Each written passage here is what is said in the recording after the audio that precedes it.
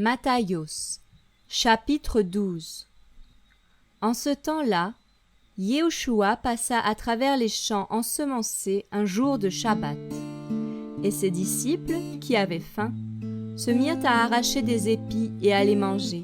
Mais les pharisiens, voyant cela, lui dirent : « Voici, tes disciples font ce qui n'est pas légal de faire le jour du Shabbat. » Mais il leur dit : « N'avez-vous pas lu ce que fit David quand il eut faim, lui et ceux qui étaient avec lui ?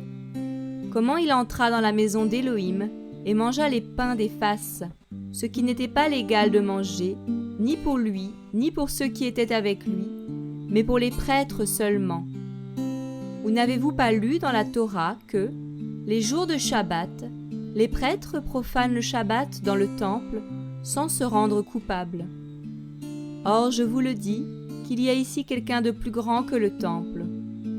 Mais si vous saviez ce que signifie « Je veux la miséricorde et non pas le sacrifice », vous n'auriez pas condamné des innocents.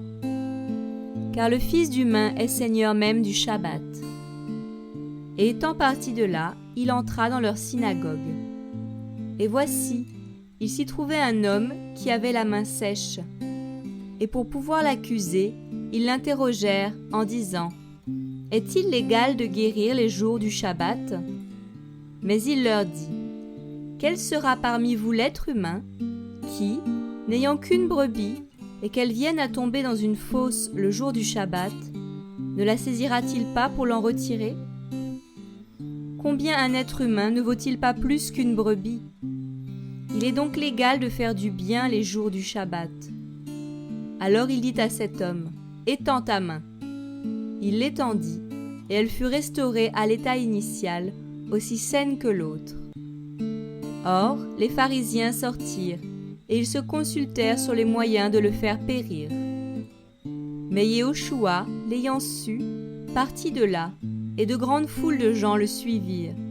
Il les guérit tous, et il les réprimanda d'une manière tranchante, afin qu'ils ne le fassent pas connaître, pour que fût accompli ce qui avait été annoncé par Yeshaïa le prophète en disant : « Voici mon serviteur que j'ai élu, mon bien-aimé en qui mon âme a pris plaisir. Je mettrai mon esprit en lui, et il proclamera le jugement aux nations.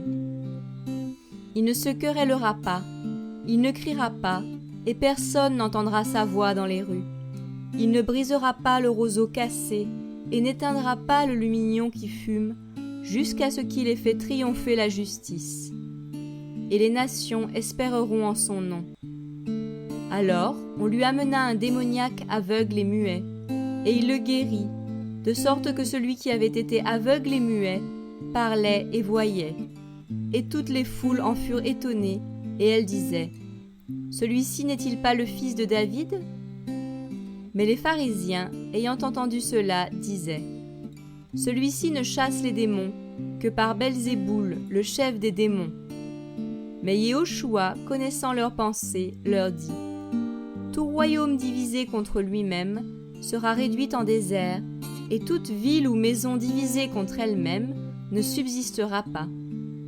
Et si Satan chasse Satan, il est divisé contre lui-même. Comment donc son royaume subsistera-t-il ? Et si je chasse les démons par Belzéboul, par qui vos fils les chassent-ils ? C'est pourquoi ils seront eux-mêmes vos juges. Mais si c'est par l'esprit d'Élohim que moi je chasse les démons, le royaume d'Élohim est donc venu jusqu'à vous. Ou comment quelqu'un peut-il entrer dans la maison d'un homme fort et piller ses biens s'il n'a d'abord lié cet homme fort ? Et alors il pillera sa maison. Celui qui n'est pas avec moi est contre moi, et celui qui n'assemble pas avec moi disperse. C'est pourquoi je vous dis que tout péché et tout blasphème sera remis aux humains, mais le blasphème contre l'Esprit ne sera pas remis aux humains. Et quiconque aura parlé contre le Fils d'humain, cela lui sera remis. Mais quiconque aura parlé contre le Saint-Esprit, cela ne lui sera remis ni dans cet âge, ni dans celui qui est à venir.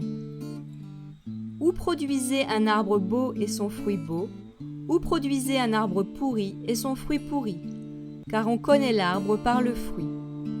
progéniture de vipères, comment pourriez-vous dire de bonnes choses, méchants comme vous l'êtes? Car c'est de l'abondance du cœur que la bouche parle. L'être humain bon tire de bonnes choses du bon trésor de son cœur, et l'être humain méchant tire de mauvaises choses de son mauvais trésor. Mais je vous dis que le jour du jugement, les humains rendront compte de toute parole vaine qu'ils auront prononcée. Car tu seras justifié par tes paroles, et tu seras condamné par tes paroles. Alors quelques-uns des scribes et des pharisiens répondirent en disant : Docteur, nous voulons voir un signe de ta part. Mais répondant, il leur dit : Une génération méchante et adultère demande un signe, mais il ne lui sera pas donné d'autre signe que celui de Yona le prophète. Car, de même que Yona fut 3 jours et 3 nuits dans le ventre d'un grand poisson, de même le Fils d'humain sera 3 jours et 3 nuits dans le cœur de la terre. Les hommes de Ninive se relèveront au jugement contre cette génération et la condamneront, parce qu'ils se repentirent à la prédication de Yona. Et voici, il y a ici plus que Yona. La reine du Midi se réveillera au jugement contre cette génération et la condamnera, parce qu'elle vint des extrémités de la terre pour entendre la sagesse de Shelomo. Et voici, il y a ici plus que Shelomo. Mais lorsque l'esprit impur est sorti de l'être humain, il passe par des lieux sans eau, cherchant du repos, mais il n'en trouve pas. Alors il dit : Je retournerai dans ma maison d'où je suis sorti. Et quand il arrive, il la trouve vide, balayée et ornée. Alors il s'en va et prend avec lui 7 autres esprits plus méchants que lui-même, et ils y entrent et s'y établissent. Et la dernière condition de cet homme est pire que la première. Il en sera de même pour cette génération perverse. Et comme il parlait encore aux foules, voici que sa mère et ses frères se tenaient dehors, cherchant à lui parler. Et quelqu'un lui dit : Voici, ta mère et tes frères se tiennent dehors, cherchant à te parler. Mais répondant, il dit à celui qui le lui avait dit : Qui est ma mère et qui sont mes frères ? Et étendant sa main sur ses disciples, il dit : Voici ma mère et mes frères. Car quiconque aura fait la volonté de mon Père qui est dans les cieux, celui-là est mon frère, et ma sœur, et ma mère.